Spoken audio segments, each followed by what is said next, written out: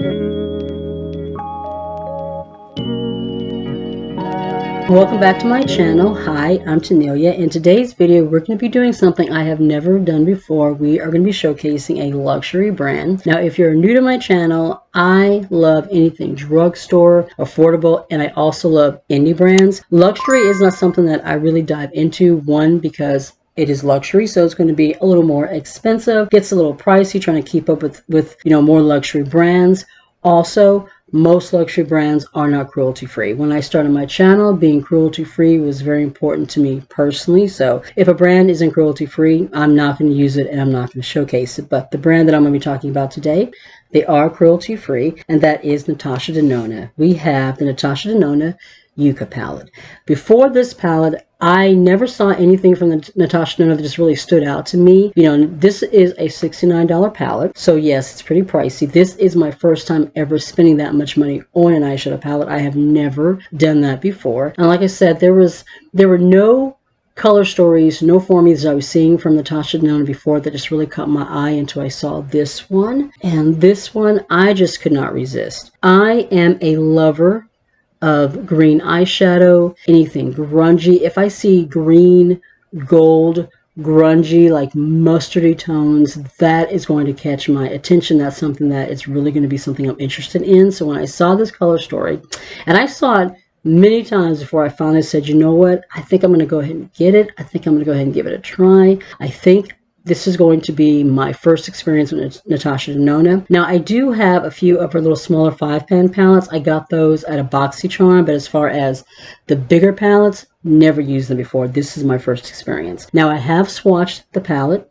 so I already have some thoughts that I am going to talk about, starting with the packaging. When I got the palette in the mail, I was thinking the palette was a little bit bigger. Now, I know she has her Big Daddy palettes. They're like $129, $130, and this is like the smaller ones, the $69 pans, but for some reason I did think it was a little bit bigger, so I was kind of surprised by the actual size of the pans.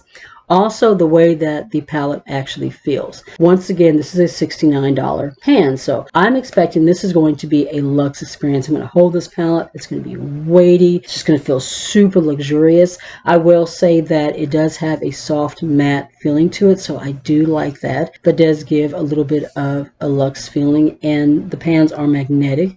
There are holes in the back, so you can kind of like put a little pin in there and kind of pop the pans out and move them around, or put them in a magnetic palette if that's something that you're wanting to do. I do like that. But overall, I'm not super impressed by the way the palette feels. I have palettes from indie brands as well as drugstore brands that actually feel more luxe than this. There's a little bit of weight to it, but once again, with this palette being $70, I really expected this to be heavy and weighted and just to have a super luxurious feeling to it. And honestly, I don't feel that with this palette. So right off the bat, I'm thinking, is this palette worth $70? Then we have the swatches, and I am just going to say, you guys, I was very disappointed in how this palette swatched. Now, we all know that the way a palette swatches isn't necessarily indicative of how it's going to perform in the eyelid when you're actually using a brush and blending it and putting together an eye look. But swatch-wise, none of these mattes swatched well. They were very patchy. I had to go in multiple times just to get any kind of smoothness in those swatches because it was just very patchy.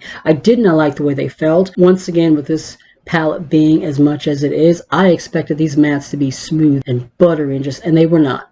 They were not. I did not like the way they felt in the swatches at all. Some of the shimmers are like super creamy, but then others are more like a glitter formula, and honestly wasn't impressed with the way they felt either. I have shimmers in indie brands that are just freaking incredible, and so far I was just not impressed with the way these were swatching.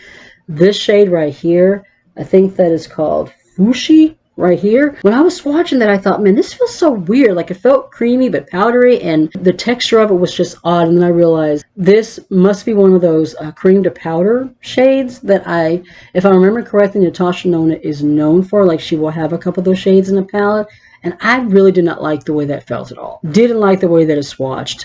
Just overall, before even putting together an eye look, I have to say I am not super impressed with this palette. But I do not want to make my full conclusion, you know, my full impression just based on the packaging and the swatches. I do want to put together an eye look first, and then at the end I will kind of give you guys what my impression of what I'm feeling about it right now as someone who is using Natasha Denona for the first time and has never spent this much money on a palette ever in her life. First thing I'm going to do is prime my eyelids. I have been using my Colourpop eyeshadow primer. This is the party proof one in caramel. All of my shadows blend beautifully over this, so I'm expecting the Natasha Denona one to work over this primer just as well. For this look, I do think that I want to focus more on the kind of mustardy tones in this area. I think I'm going to take Teapoo and put that over the lid, and then take Acacia into the crease. I'm probably saying that wrong. Please forgive me if I am, but that's kind of where we're going to start. I'm going to take a fluffy brush and use that to apply Teapoo all over the eyelid. Right off the bat, I'm getting a lot of fallout. May not necessarily be a bad thing. So let's go ahead and start blending this on our eyelid. I'm going to go ahead and pull my mirror in just a little bit. It makes it a little bit easier for me to see.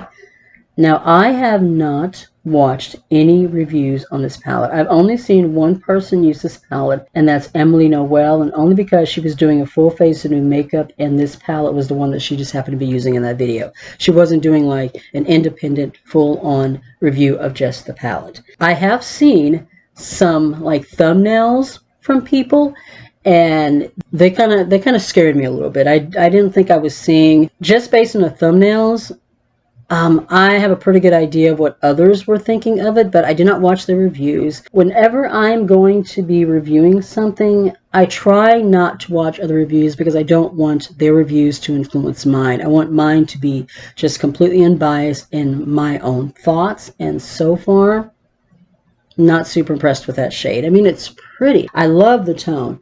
Very pretty grunginess to it. The tone itself is pretty, and it's blending decently. Is it blending any better than, say, one of the $16 palettes I have from Colourpop? Not really. So far, no. The shade, though, is really pretty. Kind of a gold mustardness going on there. It's one of the reasons why I wore this shirt, because I was kind of wanting to go with a gold mustardy look today. I'm going to take the pointy end of this double-sided BH Cosmetics brush and dip into Acacia. That's how you say that, and blend that into the crease. So pack that right there and just slowly start blending. The pigmentation is nice. That shade is blending pretty well. It's very smooth. It's definitely blending on the eyelid much better than it was swatching. Like I said, the swatches were just awful. I was so just wow with the way a $79 or $69 palette rather was swatching. I was not impressed at all. It's blending really well though. Much better in the eyelid. I'm just going to take the pointy end of this brush and just go in circular motions on the outside to really blend and build up that area. I love brushes like this and the one from Real Techniques like this. I feel like if you have smaller eyelids, your eyelids are a little bit looser, they're a little bit more of a hood.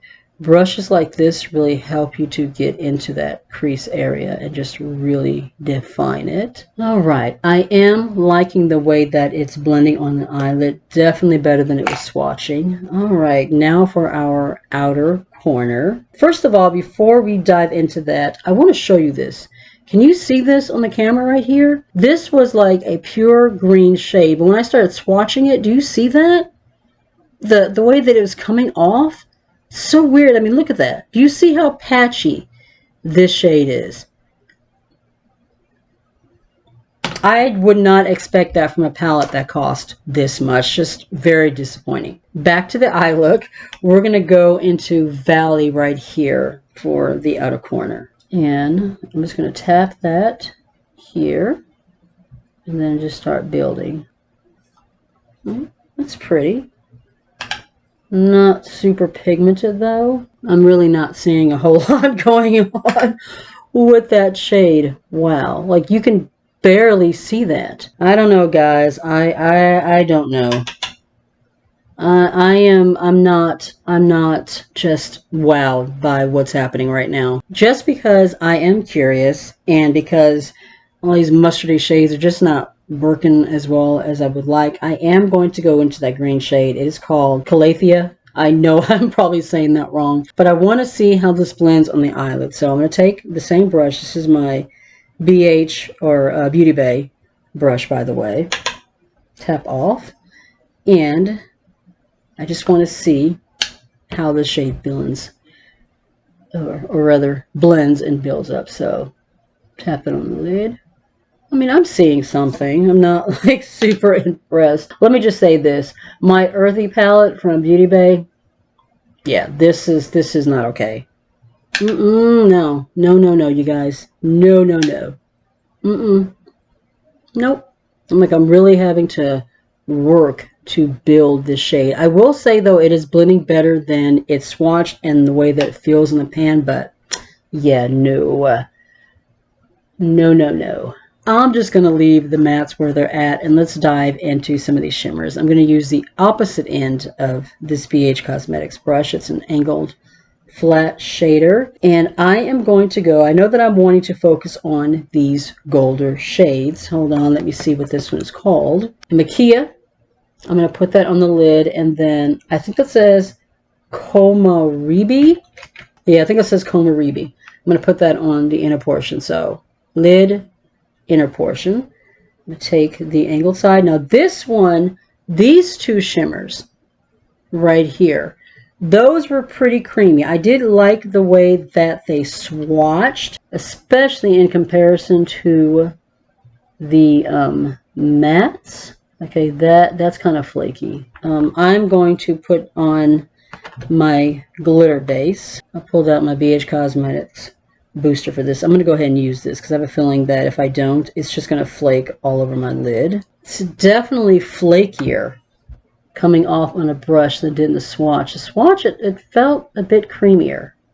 I'm not getting the same texture with the brush. All right, so lay that on the lid and then tap into this with the sticky side.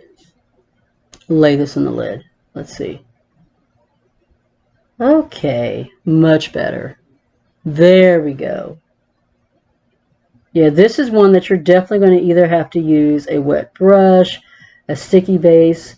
It'll probably go on really well with the finger too, but just a dry brush, it's going to be a flaky mess. Okay. It's a very pretty shimmer. I'm going to take this smaller shader brush and go into that Komaribi shade. This one's a little bit creamier, but still a little bit of flakiness going on. I'm going to lay that down in the inner portion, just going to blend that into that first shimmer. Okay, that one is really pretty. There's a lot more shine and wetness going on with that look. That one went on a lot smoother, not as flaky. Yeah, definitely like that shade more. I'm going to go back into the outer corner with that green shade and just kind of build it up a little bit more. Blend it in the corner because I do have kind of a harsh line going between these two shades. For the inner corner, we're going to go into Plantasia, which is the shade right here. I am probably butchering these names. I hope not. And we're going to put that in the inner corner, like I just said. So, lightly, just kind of circular motions, twirl that into the inner corner. All right. Okay, that is going to be it for the eye look as far as the palette. I'm going to go off camera. I am going to throw on liner and lashes. For my waterline, I'm just going to use this one from Colourpop. This one is in Toucan Do It, I believe. It's from that Tropical Paradise collection, and I'm going to be using my Epic Ink liner from my wing. My lashes are going to be from the Eiffel Tower, and then on my lips, I pulled a combination here. The Fly With Me Lippy Crayon from AOE Studio. I cannot read that name on the back. And then one of my Temu pencils. So I'm going to finish off the look and then come back and kind of give you my kind of conclusion of what I'm thinking about this palette. And I think you guys can guess what I'm going to say. Now, once again, this is my first time ever using a Natasha Denona palette other than the little 5-pan ones that I've gotten out of BoxyCharm, and it was my first time ever using a palette that cost this much. And I gotta say, was this palette worth $69? In my opinion, as someone who has never used a palette, a Natasha Denona palette like this before, no, it was not. I was very disappointed. Do I like the way the overall look came together? Yes, I do. I do like the way that the shimmers are looking. The mattes did blend a lot better on the eyelids than they swatched, but just overall, the formula, packaging, this was just not worth $69 to me. Now, this is my Earthy palette from BH Cosmetics. As you can see, there are very similar shades in this palette that we're getting from this. I can put together a color story very, very similar to this one using this palette. This palette was $36. This one was $69. The mattes in this palette are like butter. They are so silky. They swatched beautifully and they blended on the eyelids beautifully. These shimmers are super creamy, super wet looking. The look that is currently on my eyelids, it's not unique to this palette. It's not something that I can only get with this palette. I can get this exact same look using this one. So yeah, with this being my very first experience with a Natasha Denona palette, is her formula something that I'm just going to want to go out and pick up again? Probably not. If this is a quality of what her basically $70 palettes are like, then no. I will probably never pick up another palette from her brand again. I was really wanting to do a second look, but just based on my experience putting together this one, I really have no interest in doing another one. Now, if you guys would like to see me do another one, test out some more of the shades, like maybe this shade up here in the top and do maybe a little kind of a cooler tone look, I will do it if it's something that, I see an interest in. But just based on my experience personally, I was very disappointed in this experience. I was hoping that this palette would make me go, yes, this is the formula I've been looking for. Why have I waited so long to try it? But no, this is just a no. I was very disappointed in this. I don't know if I will ever try another palette from Natasha Denona again. Just overall, the experience was just not a good one. If you have picked up this palette yourself, let me know, guys, what your experience was with it. Did you have a similar experience than me? Was your experience the absolute opposite? Did it just work like, just fantastic for you? Definitely let me know down in the comments. If you found the video helpful, if you enjoyed it, please be sure to give the video a thumbs up. It really does help with getting my video into recommendations. If you're new to the channel, you're not already subscribed, make sure you subscribe. We are still working towards that 2,000 subscriber giveaway. Make sure you have the notifications turned on so you do not miss a thing. You can also follow me on my other socials. I'm on TikTok, Instagram, and Facebook. Be safe, take care of yourself, and we'll see you in the next one.